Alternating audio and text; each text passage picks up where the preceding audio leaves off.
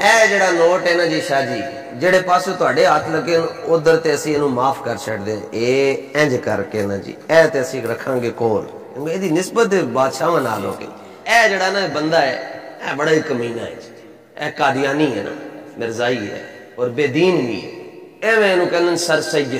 انشاءاللہ جدوں اے نظام آئے گا شاہ جی قبلہ تحریک لبیک یا رسول اللہ کہ ایتھے اللہ دے فضل و کرم دے نال باب خادم دی تصویرہ ہو رہا ہے۔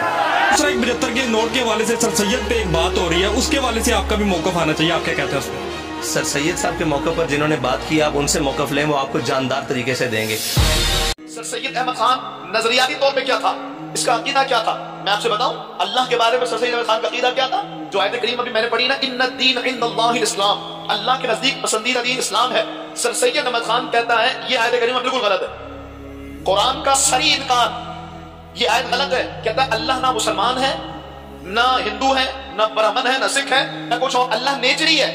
کہ اللہ نیچری ہے اور نیچری فرقے کو پسند کرتا ہے کیونکہ سر سید احمد خان بھی نیچری تھا ختم نبوت پر اس سے بڑا حملہ نہیں ہو سکتا جو سر سید احمد خان نے کیا۔ سر سید احمد خان کہتا ہے کہ امام یا پیغمبر یا رسول ہونے کا مطلب یہ نہیں کہ اللہ نے کسی کو خاص طور سے یہ مقام دے کر کے بھیجا ہے کہا جو جس فن میں ماہر ہوتا ہے وہ اس فن کا پیغمبر ہوتا ہے کہتے ہیں جیسے لوہان اپنی فیلڈ کا پیغمبر ہے جو کسی فن میں ماہر ہو جائے وہ اس فن کا پیغمبر ہے حالانکہ پیغمبر کا لفظ خاص اللہ کے چنیدہ انبیاء کرام پر بولا جاتا ہے جنہیں اللہ نے نبوت عطا فرمائی۔ 75 سالوں پر جو ایک نوٹ یادگاری 75 کا اشاع کیا گیا اس پر جس مردود کی تصویر دی جا رہی ہے اس کا اس مقدس پاکستان سے تعلق کیا وہ نیچری آیات قرآن کا منکر ہے قرآن کا منکر ہے احادیث کا منکر ہے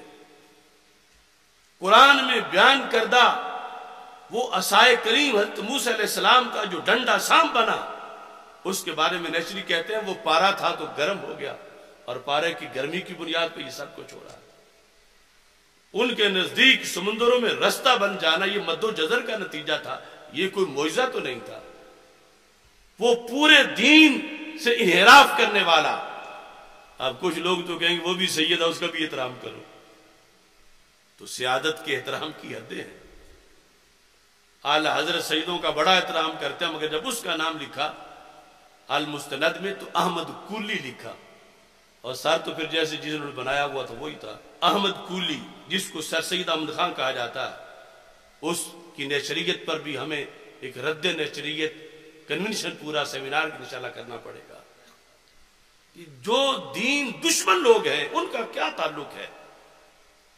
کہ ان کو اجاگر کیا جائے ہائی لائٹ کیا جائے اور ان کی طرف قوم کو متوجہ کیا جائے۔ ایک اور بڑا آج کل نا ایک مسئلہ بڑا چل رہا ہے کہ جو 75 کے نوٹ کے اوپر سر سید احمد خان کی تصویر ہے حسن نقشبندی صاحب نے اس کو پھاڑ کے کہا کہ یہ قادیانی ہے تو میرا یہ پوائنٹ آف ویو ہے کہ اتنے علماء بیٹھے ہوئے ہیں تو 75 کے نوٹ کے اوپر ایک قادیانی کی تصویر کیسے لگا دی گئی اور پھر یہاں پہ وہ آپ لوگوں کو بھی کرتے ہیں کہ جی اس دور میں جیسے سر سید اپنے قائد سے باہر نکلا تھا ایسے انجینئر محمد علی مرزا ابھی دولارہ سوال کر رہے ہیں نا ایک جگہ بات اور نہیں نا ایک بات جو آپ پہلے 75 کے نوٹ پہ رہے نا پھر 100 کے نوٹ پہ بھی آ جاتے ہیں ہاں جی 75 کے نوٹ والی بات کر لیں پھر اگلی بات دیکھیں 75 کے نوٹ کے اوپر اگر سر سید احمد خان کی تصویر آئی ہے اور آپ جس مولوی کا نام لے رہے ہیں اس نے کہا قادیانی ہے آپ مجھے بتائیں آج سے پہلے اس مولوی سے پہلے کسی نے سر سید احمد خان کو قادیانی کہا ہے آپ نے کبھی سنا ہو؟ میں نے سنا نہیں ہے تو اس کا مطلب یہ ہے کہ اس کی اختراع ہے اس سے پوچھیں کہاں لکھا ہوا ہے کہ وہ قادیانی ہے کہاں لکھا ہوا ہے ہاں وہ نیچری تھا یعنی نیچر کا ماننے والا معجزات کا منکر تھا یہ سب کچھ تھا علی گڑھ یونیورسٹی انہوں نے بنائی محمد علی جناح اور ڈاکٹر اقبال دونوں ان کی تعریف کرتے تھے تو اس سے کہ تھوڑی جرت کرے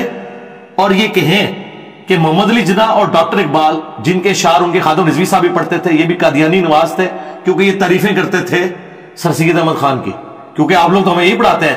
کہ کسی کے کفر میں شک کرنے والا بھی کافر اس کو پروموٹ کرنے والا بھی کافر اور اس میں شک کرنے والا بھی کافر تو پھر صرف اس طرح رہو